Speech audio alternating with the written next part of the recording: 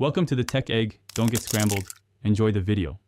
You'll start by opening Task View with Windows Plus tab so you can see current Windows and desktop space. Once visible, click New Desktop, Plus, or press Ctrl plus Win plus D to create a fresh desktop. This isolates apps for focus. You're doing this to reduce clutter and run groups of apps separately, which improves workflow.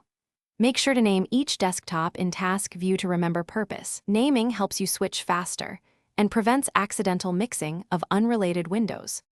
Next, move applications to their intended desktops so each workspace stays organized.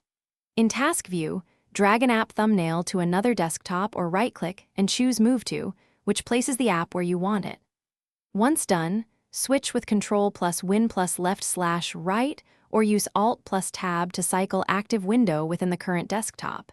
This keeps context intact. You're doing this because separating apps reduces distraction and keeps memory usage predictable across desktops. To finish, tidy up by closing any unused desktops in Task View.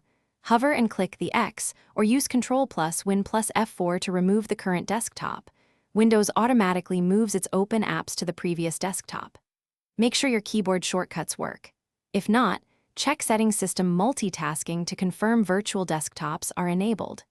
If windows don't move as expected, restart Explorer or sign out and back in. This resolves most state sync issues and restores normal desktop switching behavior. Thanks for watching. Consider subscribing if I helped unscramble your problems.